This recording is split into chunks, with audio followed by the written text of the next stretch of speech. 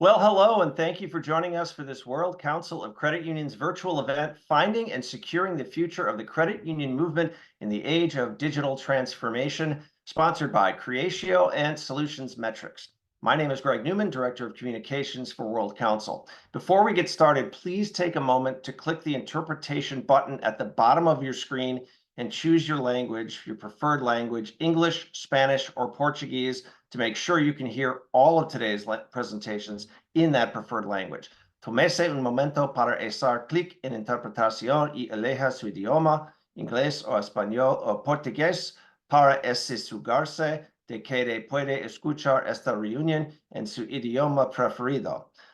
Reserve un momento para clicar en interpretación y escoger su idioma, inglés, portugués o español, para ter certeza de que você pode ver esta reunião no seu idioma preferido. A transformation is underway in the global financial services industry that will have a profound impact on how participants do business, how they strategize about their futures, and how they collaborate around products, services, and information. During this session, Mark Sievewright, Chief Credit Union Strategist and founder of Sievewright Associates, a strategic resource management company based here in the United States, will highlight four megatrends: how the financial services business model is changing, how new entrants are disrupting the industry through innovation, how technology is changing the nature of financial services delivery and distribution, and how demographic shifts require financial firms to adapt their cultures and value propositions to gain market share, especially among younger consumers. If any questions come into your mind as you listen to today's webinar, please feel free to use the Q&A button at the bottom of your screen and type them in there. Mark and representatives from both Creatio and Solutions Metrics, today's sponsors, will answer them later in the hour. And we're happy to welcome both of those sponsors today.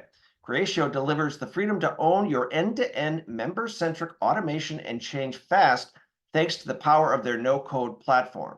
We have Jason Miller, Chief No-Code Evangelist at Creatio, online with us today. He'll be in the chat throughout the session. Solutions Metrics is your partner for digital transformation and change management. Their credit union-tailored CRM solutions are designed specifically to streamline operations, fostering personalized member experience and employee satisfaction. As business consultants, they understand that true transformation reaches beyond technology, and they put user adoption at the heart of any project. President and founder Sébastien Forget has been guiding companies through the CX digital transformation landscape for over 15 years, and he is also here with us today.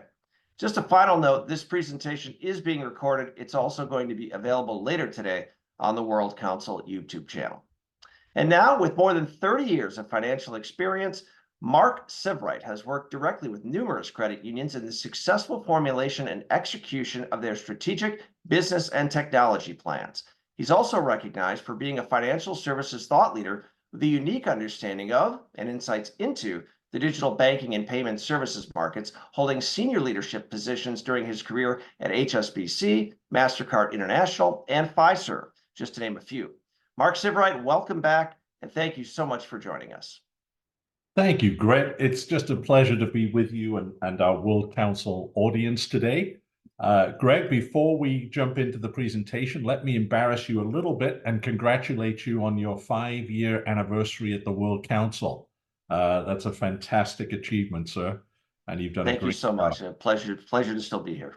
Absolutely. And I'm just so amazed, Greg, first of all, at the number of people that have registered for this event. And I'm also very jealous of some of the locations people are watching this webinar from, including the Caribbean and some wonderful locations that I hope to visit one day. But I'm going to jump right into the session in the interest of time this morning.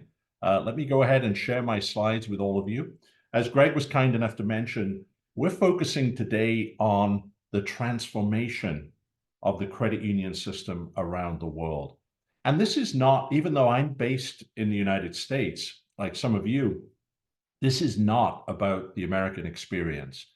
Digital transformation is a global phenomenon that isn't new to any of us either. We're actually arguably in the 4th phase of digital transformation, and I'll explain that to you as we go through the presentation this morning. One important thing that I would say is that we're just at the end of the beginning of what digital transformation will really do to our beloved credit union system. So let me start off by sort of introducing some fundamentals. The first thing to say is that this is a quote I made at a credit union event a few years ago, that fundamentally you are all in the business of buying, selling, and moving money. And you're trying to do those things better than anyone else can do it in the markets that you serve. Of course, through our credit union lens, we're doing it with the best interests of our members in mind. The uniqueness, the philosophy of the credit union movement, of course, people helping people come shining through as we buy, sell, and move money. Now, the reason I started with this quote was that digital transformation impacts the entire business model. And member experiences, and I can't emphasize this enough, are at the heart of our ability to do these three things better than anyone else can do it.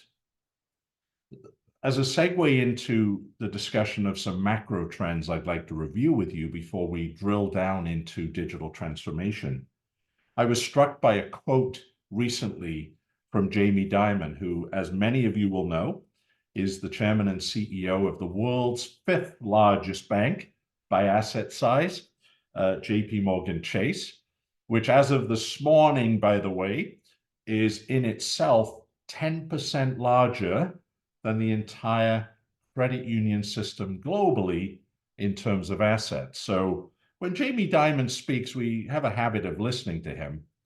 And he said this. He said, I want Chase to be the number one company at moving money. If we can be the number one company at moving money, a lot of good things are going to happen for our customers and, of course, their shareholders. Jamie Dimon has often, throughout his career, been a visionary of sorts, and he's made mistakes as well as hit many successes along the way. But that money movement question and statement of his is really important to all of us. And I'll come back to that as we go through this. Let's talk about those macro trends first of all. And many of you, just looking at who's registered for today's webinar, understand these trends really well.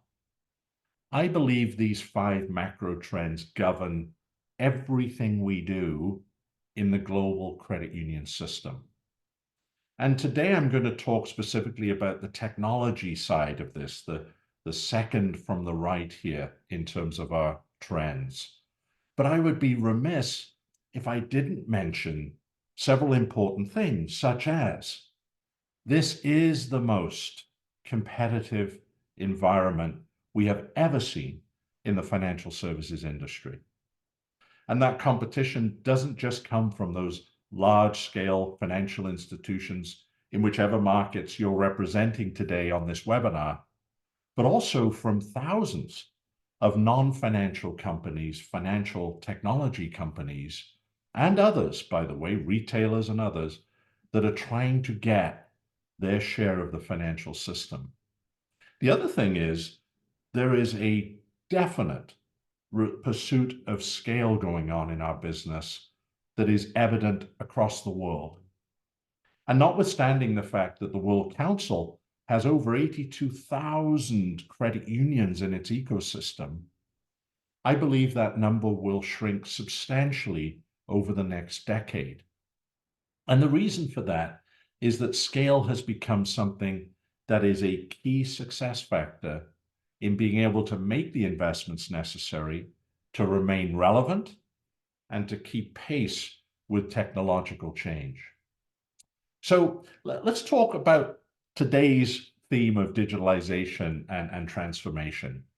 These 4 fundamental trends are evident for many of you, just looking at the markets represented in this webinar today. You all have experienced an acceleration of digital transformation. When I say that, I don't just mean that your members are using digital more. We, of course, know that. That's very obvious. I'm also talking about how transformation is affecting how you do business. I have a belief that a lot of my career in this industry, and I'm sure the same is true for many of you, we've spent our time automating processes, making things better, making sure our members can interact with us through more efficient and convenient channels. And I would argue that we've spent the bulk of our investments doing those things. I believe we're going to have to pivot over this next decade, and we're going to have to fix the back office environments of our credit unions. We're going to have to understand and be able to execute how to make all the different systems that we use, often from different providers or partners, in a way that's more seamless and efficient, that in turn shows itself when our members interact with our credit unions. Branch visits have declined. We've seen dramatic changes. The European Union has gone through this. My original home country, the UK, has seen a dramatic reduction in branches over the past 5 years.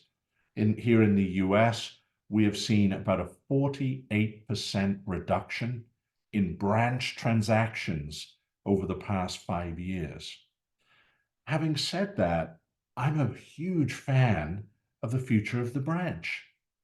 And in this digital world that we live in, I believe the branch has to reinvent itself to be much more of a problem-solving location and a sales and service location, particularly for complex products and services that we might be offering.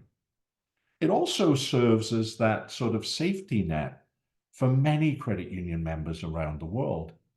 And if you think about young people today, the sort of Gen Zers, as they are often called here in the United States, and also coming right behind them, the kids that are soon entering the financial system, they want to have a branch near where they live or work.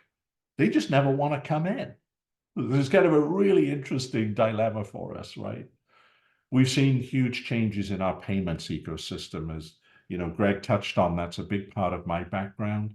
And I'm just amazed at the difference between even 10 years ago in our ability to move money today in real time versus how we were moving money a decade ago. And finally, and I think we're all experiencing this, loyalty towards sort of traditional financial institutions is diminishing somewhat because there are so many other choices available. And we have to win the battle around experience, member experience, to be able to lock in those member relationships over the long haul and win new member relationships, where oftentimes the barriers to us winning new members are actually our digital capabilities, our ability to open an account online, to onboard a member efficiently, to do so instantly, as so many of our members demand of us. So lots of changes going on. And I think the takeaway from all of that is that members everywhere, and the data supports this, want to have digital first experiences more often than not. Looking at this audience, I can tell you that in markets like Australia, we're now seeing reports that in the Australian banking system, more than 90% of consumer interactions are coming through digital means. We know here in the US that 55% of consumers prefer to interact with their financial institution digitally, first and foremost. And in some cases, that's the only way they want to interact. So there's little argument left that we're kind of on this journey toward digital first experiences. And I would also overlay a belief that I have here to say that by the time we get to 2030, which the way time is moving these days is going to be here before we know it, when we get to 2030, many of our members will judge us by how much we're allowing them to serve themselves without us. Now, in order to do that, and if you believe in that as I do, in order to do that, we've got to have a huge command of our data, of our business processes, however mature or immature they might be, and the technologies that support them.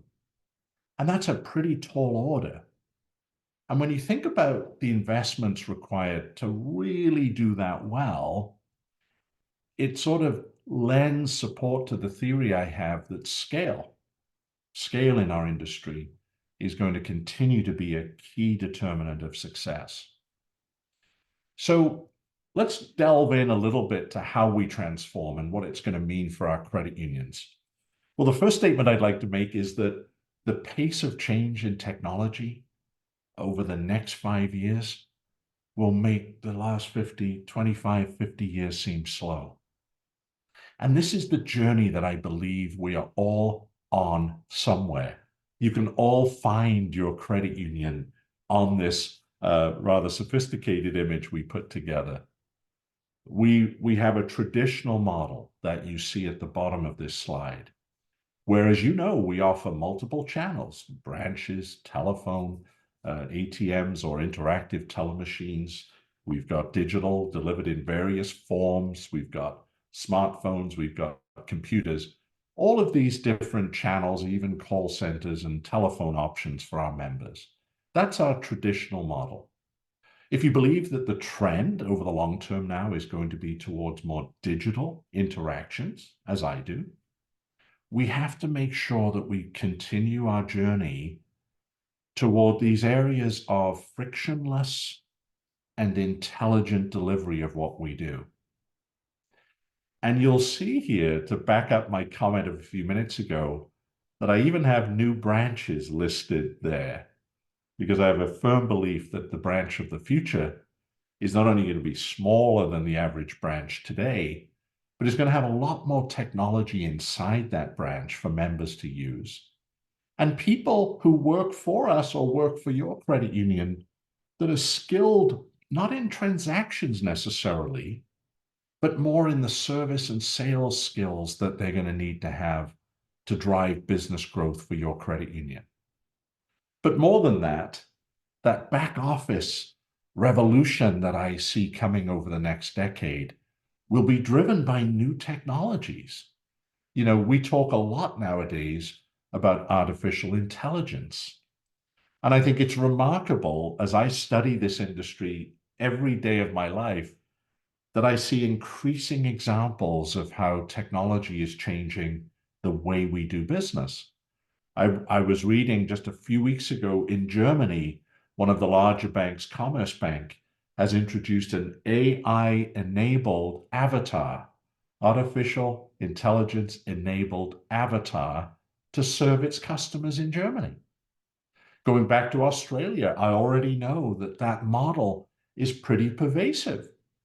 The use of AI-enabled avatars to interact with members. Here in the US, we're seeing AI really in the robotic process automation side of AI, but increasingly used things like fraud management and prevention. But it's really going to morph into the member experience the further we go forward in time.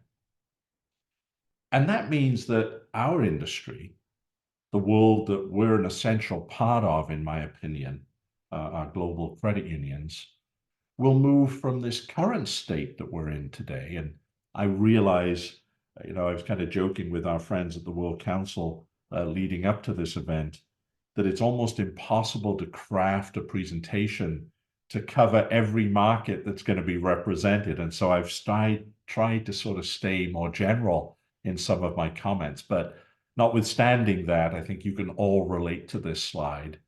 Many of us are using digital to power that shift to more digital first experiences. Many of us, though not enough, are trying to get our arms around all of the data that we have, not just about our members, but about how our credit union is performing. And to different degrees, we're seeing credit unions adopt new technologies, cooperate with fintechs, and in some cases, invest in those fintechs directly.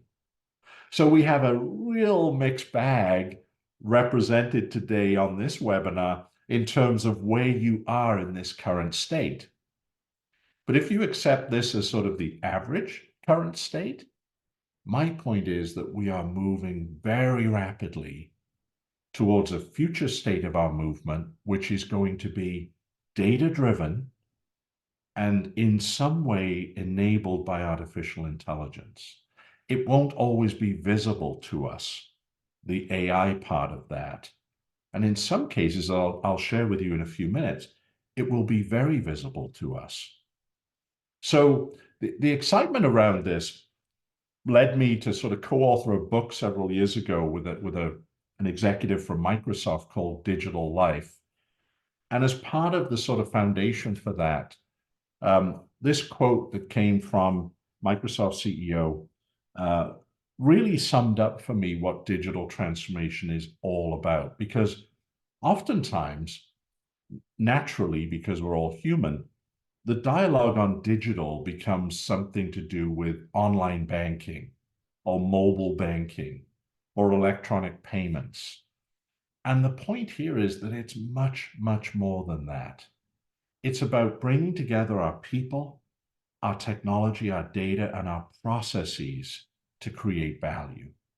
It's not enough to have great technology.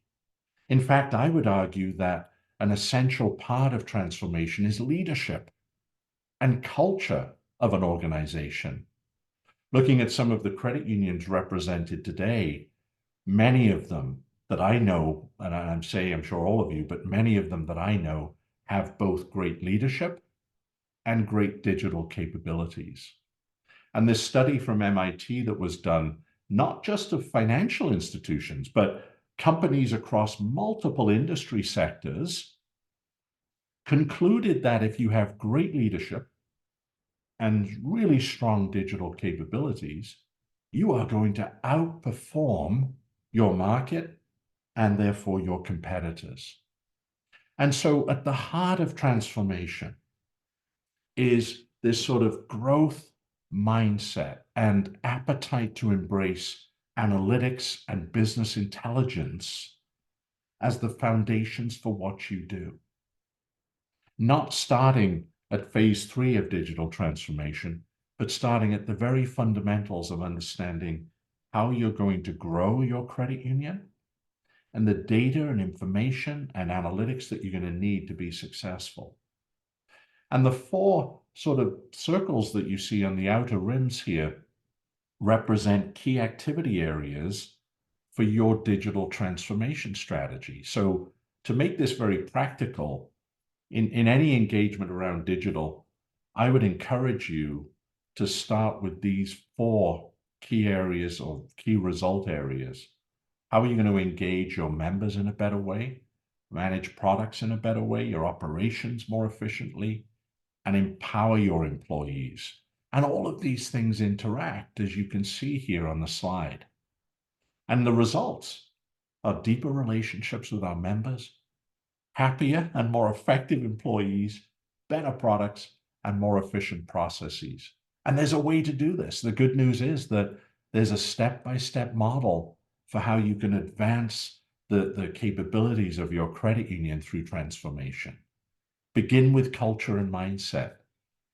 As I mentioned a minute ago, it is not enough to have great technology. I would argue that it isn't enough to have great people. What really matters is having a great culture and a great mindset, having the right organizational approach, understanding that the skills you're going to need in the future to make certain that your credit unions continue to survive and thrive are going to be different skills than we have today. There are many, many more, for example, data analytics jobs open in the world today than people to fill them. And so we have to understand that, and we have to figure out how to collaborate sometimes with each other and with third-party partners to get the benefit of those skills, because we may not be employing them directly at our credit union. And then data and analytics, and really, no pun intended, but cracking the code on that. I see many examples every year of credit unions striving to do a better job with their data, which is fantastic. But sometimes there's an absence of data strategy. There's an absence of data policy. And there's oftentimes, which is no fault of the credit union, an inability to pull all the different data sets together in one place. Whether we do that through a rudimentary spreadsheet or we do it through a sophisticated CRM or member relationship management system. Look for ways to drive efficiency and effectiveness, particularly exploring how you're serving members today and how that could be better. And of course, fundamental, driving scale and financial strength at our credit union. And all of those things lead into this kind of tried and tested digital transformation framework. This is almost a template. When I put this together, I put it together with the aim of it being almost a template for your digital activities. Because it's not enough just to focus on member experience, despite all the emphasis I'm putting on it today. But you've also got to make sure that risks are protected, that you're able to do real-time management of your information systems and money movements. Lots of different ingredients go into the mix. And now let me kind of shift a little bit in the 15, 20 minutes or so I have left before we open up for Q&A to this other phenomenon called artificial intelligence. Despite what Greg Newman might tell you, I did not start my career in 1902, but I did start it a while ago. And I've been very fortunate to have lived through, starting as a teller at the very beginning, lived through all of these technology shifts that we've experienced.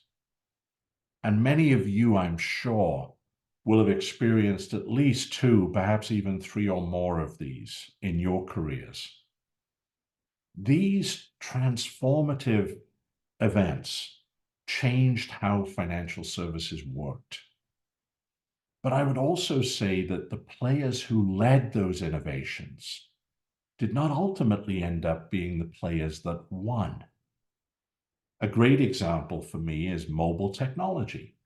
Some of you may remember the BlackBerry. I still miss my BlackBerry device, by the way, for reasons I won't get into, but I just love that thing, especially when it had a keyboard. Nokia, Ericsson, some of the leading providers in the initial wave of mobile technology are either doing something very different today in terms of their business models, or in some cases outside of those names, they're no longer in business. And the Apples and the Samsungs and so on have really won the day. Artificial intelligence might just be different. We may just see that the initial innovators around artificial intelligence will end up being the main players and providers in that space. First mover advantage, I believe, will really matter in AI. So let's talk a little bit about AI.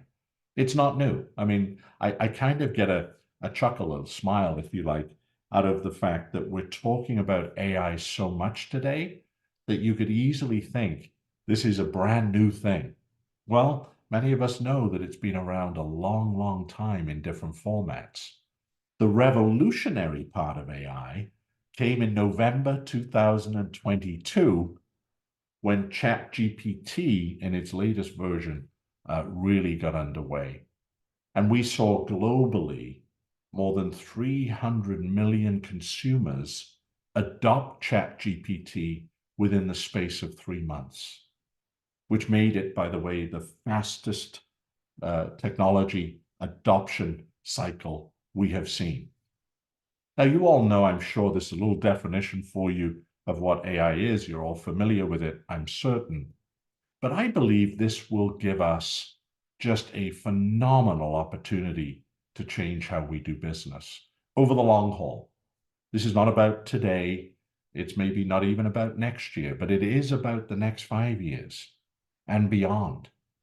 We're going to see abilities that we didn't have before brought to our credit unions through technology.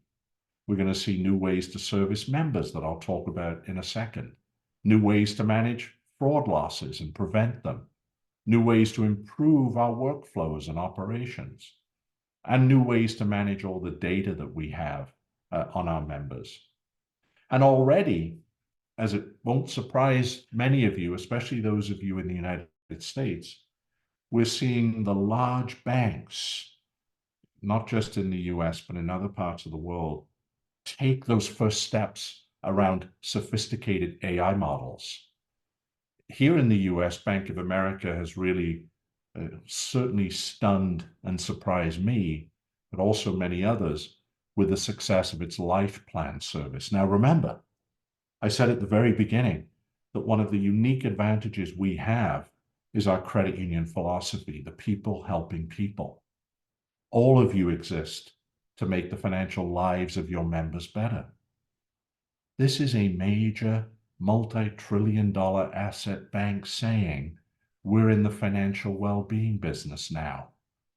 Now, many people would be skeptical of that, and I would understand it if they were, this being a major bank. But the success of this Life Plan program, which is driven through their digital banking or mobile banking device or application, and supported in the background by AI and analytics, has caused massive success around customer adoption and balances at a time when we're all looking for deposits in our financial institutions that really have sort of gone beyond what anybody could have reasonably expected. And you'll see here in the fourth bullet point that 63% of those 10.2 million consumers who've adopted this service are younger members, which again reinforces the need for us to be more competitive in that area. Switching gears on AI, I do think that there'll be a rapid acceleration in the use of AI for automation. Some of you, I know, just looking at the names on the webinar today, already have robotic process automation initiatives underway. I think we're going to see more and more of those initiatives across our system globally. And if we're not doing it, we'll be working with technology partners that are doing it, and we'll be able to access those benefits through them. But the part that really kind of intrigues me, and I'll move swiftly to the member experience side here, is how we can use technology to humanize the digital experience.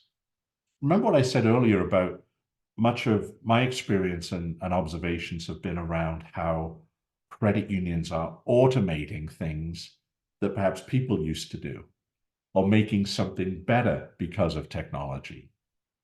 Now I see us kind of moving to the other side of that spectrum and saying, how can we make technology appear to be more human when our members are interacting with us? And around the world right now, in Germany, as I said earlier, in some of our Nordic countries or Scandinavian countries, in Australia, where this is maturing very quickly, we're seeing artificial intelligence enabling the use of avatar-style technology to interact with financial customers or members. Now, the beauty of this, and it only gets better with time because technology capabilities improve every day, as we all know, is that members and bank customers are interacting with the technology in almost an identical way that they're interacting with a human being. You know, and the quality you can somewhat see in this slide I've created, the quality of these avatars visually is very, very good. And of course, that's getting better all the time. But what's more important than the visual or cosmetic side of it is that the workflows that this conversation generates between the member and the financial institution or credit union are dealt with automatically in the background, in the back office. So if this lady you see on the right-hand side here is calling her financial institution to move $200 today from one account to another in Australia, for example, the good old Australian dollar, then the process of moving that money will happen automatically in the background without any human intervention. And this is sort of the next level of member experience for us. Now, I know this is going to take a while to become mature. And I also know through experience that not all of our members will either be able or want to interact this way. So we're going to have alternative delivery channels, of course, for those members. But this style of digital engagement will become more normal as we progress over the next several years around the world. And the different types of technology in this sort of what I call the member service ecosystem, kind of what I just showed you there was a version, I guess, of video chat and conversational AI combined from this chart. These things are at different levels of maturity, depending on which country we're talking about, of course, but there are different levels of maturity today in our credit union system. I believe that as we go through the next 5 years, many of these features and functions will become normal. They'll almost become the standard way that members gain information or interact with their credit union and transact with their credit union. So knowing that Greg and the World Council team wanted to allow some time for questions here, let me use the next sort of 5 minutes or so to wrap up. The first thing is, when I think back to the beginning of the presentation today and those macro trends that we touched on briefly, we have to be very mindful as we set out our strategy of the 5 macro trends we covered and how they're going to impact us. It may be that in your market or at your client, you're going to opt out of merging or acquiring, if that's possible under your laws and regulations, other financial institutions. But generally speaking, in many markets, we're going to see consolidation continue. And if scale isn't going to be one of your key competitive advantages, then you have to find competitive advantage somewhere else. And I believe that somewhere else is in the value and quality of service that you bring to your members. Technology and digital transformation is an unstoppable force. We are moving very quickly towards a primarily digital ecosystem. We also know that competition will intensify. And interestingly enough, by the way, among all those thousands of fintechs that I touched on at the very beginning, we're already seeing consolidation of their market, where there are different types of acquisitions and mergers going on among fintechs, and that's going to continue. And I think the other two here, the demographic changes and consumer expectations and attitudes, are very much interlinked.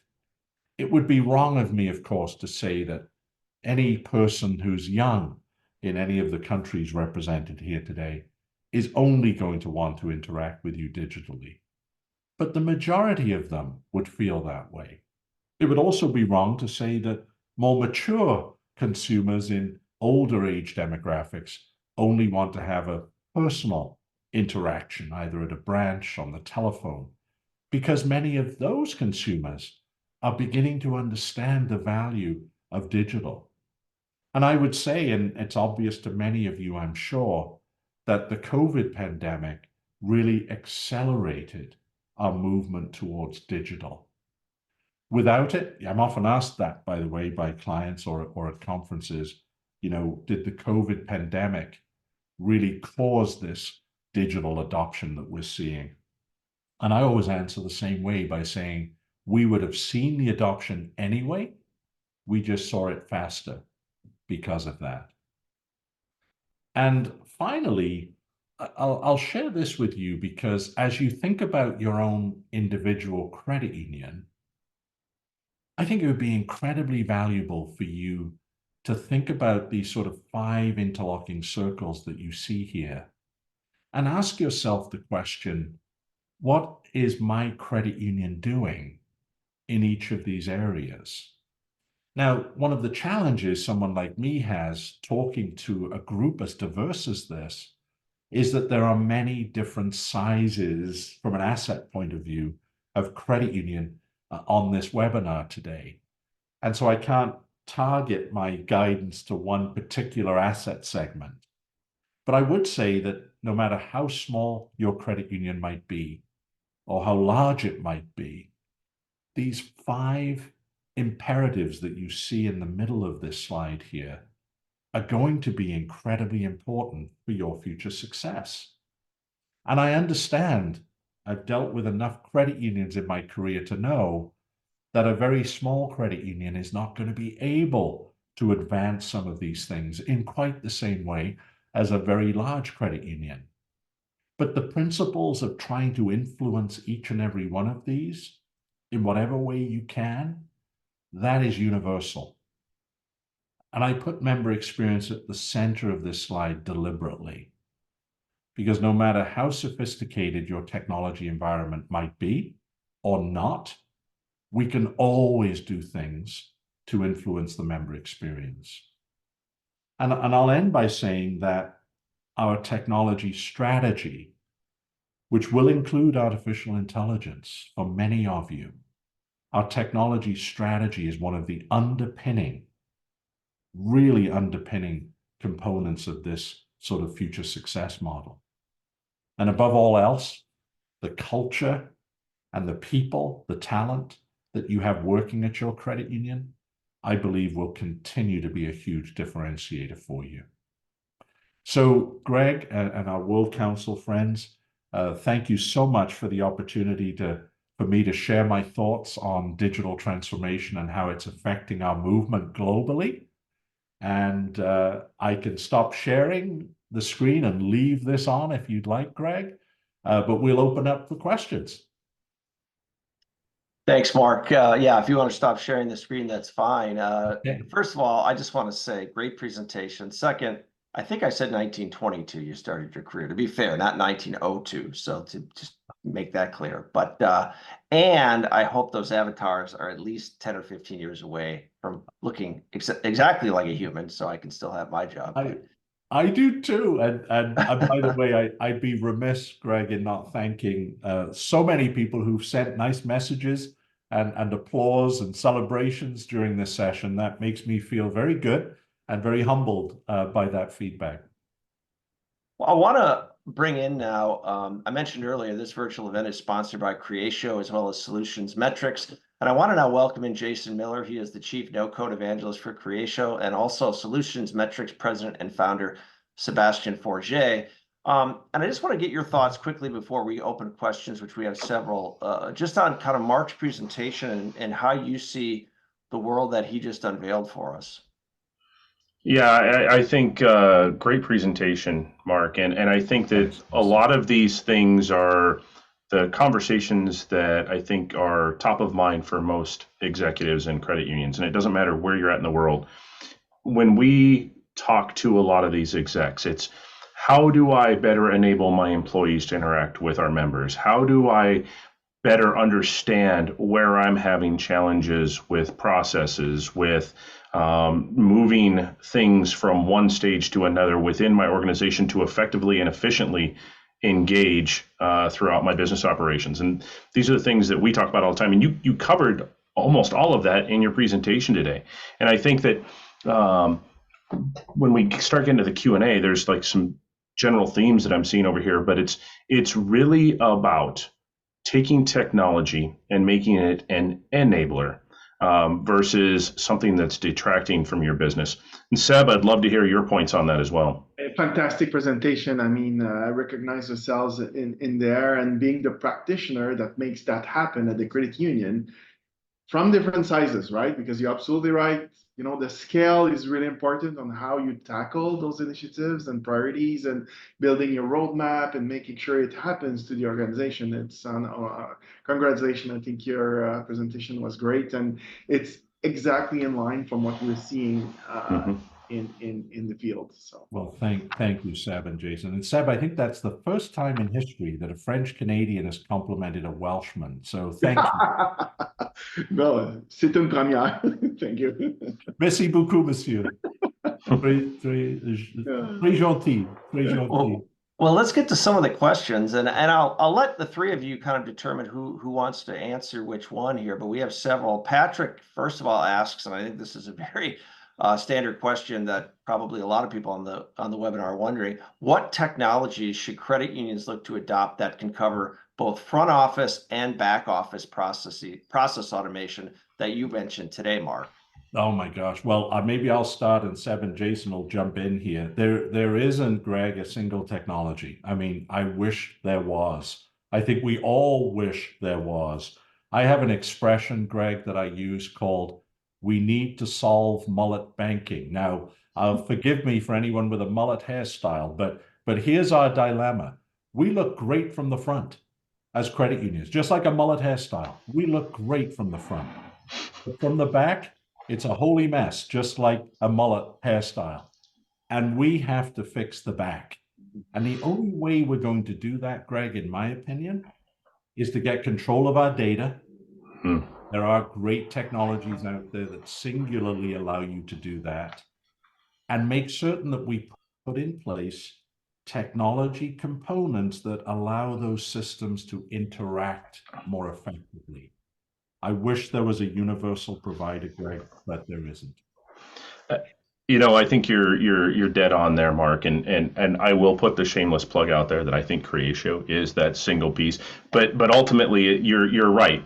When you think about where your data is at, it could be in your LOS, it could be in your core. A lot of organizations that we run into are still managing a lot of their back office operations in a very manual way. Access databases, Excel spreadsheets, or God knows what little application the business wrote, 5-10 years ago, and that person's now gone, so they feel stuck. Having the ability to address technology debt with a platform that allows you to coalesce all of this data and make it visual, make it actionable. These are the things that we really talk to folks about, because no matter if you're on a Jack Henry core, if you're on an FIS core, COCC, whatever, you're almost beholden to what they do unless you can get that out. And that makes core transition and all of those other things that are aspirational for organizations very difficult.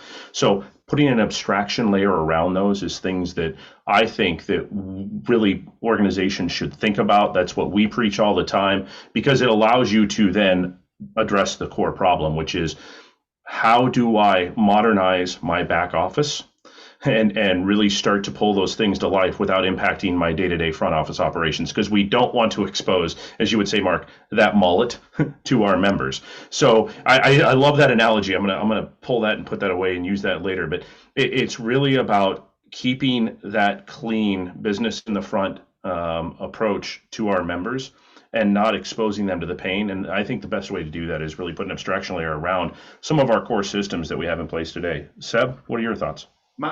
Exactly the same. When we started to work with Credit Union many years ago, at first we were amazed. We say, wow, they only have point solution, a solution that does this, a solution that does this, a solution that does this.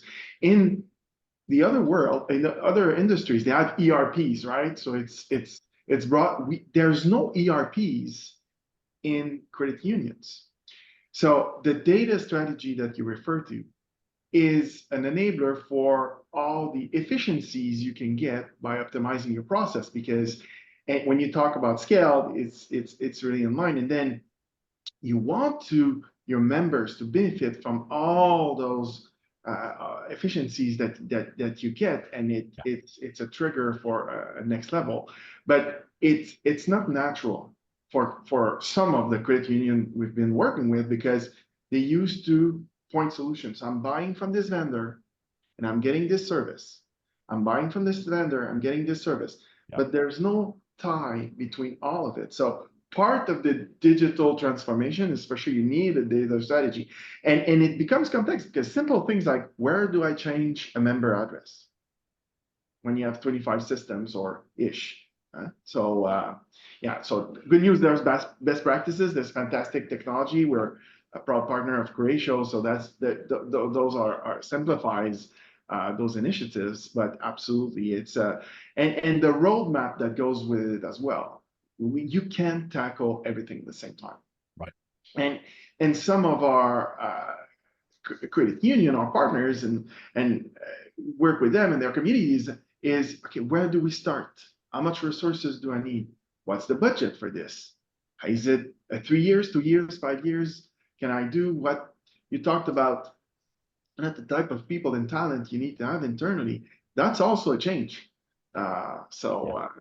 It's and we're also amazed because again, when we started many years ago to start with Credit Union, it's the average tenure is 20 years, 25 years. Right.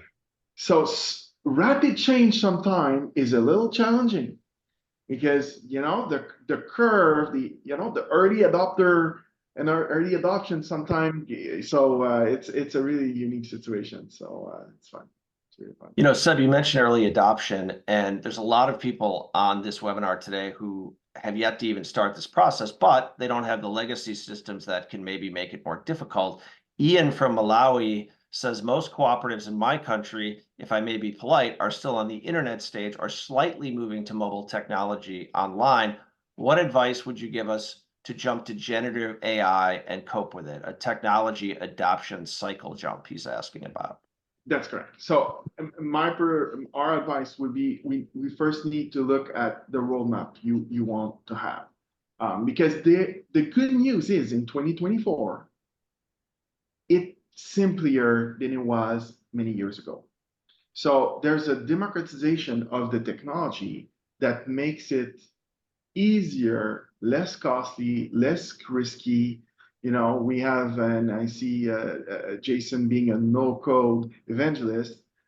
No codes mean you don't need to be a coder, right? So you don't have to be a developer. You don't have to have a big IT department to tackle all of this. So that's the great news. So to start is to identify the technology that are the low-hanging fruit, and leverage it. And then start what we refer to as the flywheel of innovation. So when this flywheel starts, you get the efficiencies, you get the ROI, you get the member experience, and then it starts spinning, and then you can leverage it. But it's important to start somewhere and build your roadmap, but start the flywheel of innovation. Jason, Mark, follow up? I 100% agree. It's success begets more success.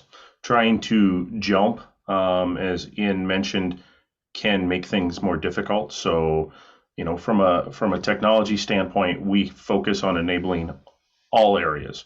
As Seb mentioned, having a good technology strategy, having a roadmap, and really starting that flywheel effect is probably the best way to go. I mentioned in the chat earlier the difference between generative AI and traditional AI. A lot of the things that organizations benefit the most from is not generative AI. It can be, but it's really a lot of the traditional AI that Mark rightly called out has been around for a while, and you may not even have known it. So I caution on doing big jumps, but I absolutely agree with Seb that beginning that flywheel motion and starting that success cycle will only beget future success more rapidly. What they said, Greg. We'll leave it there then. I want to ask a question here from, I think this is interesting, and this is for you, Mark, specifically. Uwe asks, in cooperativism, we have as our essence the emphasis on relationships. Making customer service more human is essential.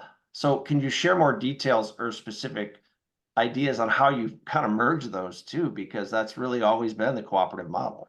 It has been. And we've already seen, as you know, Greg, and our friend knows, over the last 20 years in particular, we've seen a migration from those traditional high-touch channels that we did such a great job creating and still exist today, we're proud to say, of branch interactions, telephone interactions.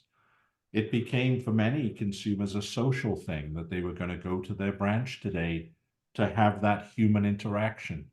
And I think one of the fundamental social shifts we've seen, Greg, has been a migration away from that. Not just from a visits perspective, we know those numbers are down substantially, but also from a preference perspective. And here's the difference. There is a premium today on time. All of us have that same time premium. And consumers want things that save them time, make it easier for them to interact and run their lives, and do things in a way that's ultra convenient. Because of that, Greg, it's hard for us to turn those high touch channels into things that deliver those values. And so we have to do that digitally more often than not. And I think we'll see a coexistence of in high touch and high tech for a long time to come. I really believe that. Mm-hmm. But perhaps 20 years from now, when I'll be 162, based on your math, we will see a digital only financial system. I really believe that. I want to get to a few more questions here, so let me jump. And this might be an interesting one because you may all have different ideas on this. But Steve wants to know: can you give examples of credit unions or credit union systems in the world that others can look to as examples in what you're talking about? Yeah, well, certainly if that's for me, and then Seb and Jason can weigh in. I actually really love what the Australian market is doing, Greg. I think the ways in which the Australian market has already implemented open banking, for example, is really groundbreaking. And also the way in which some of their member interactions have moved towards these new AI-enabled tools that we have. I love what folks are doing in Sweden and Denmark, Norway and Finland around electronic payments, often without a plastic card, and in some cases without a mobile device. They're using biometrics actually to make those payments. The same is true in China, by the way, but I won't get into that. So I think there are lots of different examples of how digital transformation is playing out. And here in the US, we have some fantastic examples of how credit unions, I noticed our friends from Alliant, for example, are on the call today, on the webinar today. And all my other clients will forgive me for saying this, but I think Alliant has done a fantastic job of having a digital first, supported by other channels business model. Yeah. Just a couple minutes left, so quickly, Yep. Jason and Seb. Yeah, and I'm not going to call out specific organizations, but I think that the best organizations globally are focused on two things. One, providing and empowering their employees with the right information to be able to give a consistent quality engagement with the members. That comes in two forms. It comes in making sure that when a question is asked, a proper response is rendered for the member. And also it comes in to exposing the information to those people that are engaging with the members, to always be able to give them that, quality next best offer or next best action to provide additional benefit, becoming that trusted advisor with the members' finances and helping them be more effective in what they're trying to do in their own personal finances. And that comes in many different forms, and it's a general answer, but I see that regardless of country, regardless of region, and regardless of size.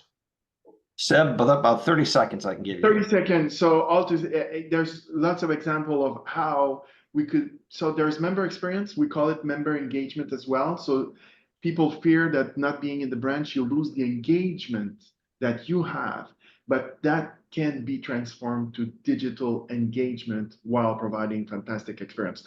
Tons of practical example, and there's ways to do it that are quote unquote simple. Well, thank all of you, Mark, for your great presentation, Jason and Seb for your sponsorship today, and also really insightful comments here. Once again, I want to thank both Jason and Seb, Creatio. You can learn more about them. Look for their link in the chat, and also Solutions Metrics. Also look for their link in the chat for more information about them. If you like this event, you want to watch it again, or you'd like others to see it, you can refer them to the World Council YouTube channel. That's at youtube.com/Woku, youtube.com/Woku. It's going to be available there later today. And also, don't forget, if you want to participate in more in-person learning like this, be sure to sign up for the 2024 World Credit Union Conference. It's going to be held in Boston this year from July 21st to the 24th. Early bird pricing for registration is still available at wcuc.org. Thank you for joining us, everybody. Have a great day.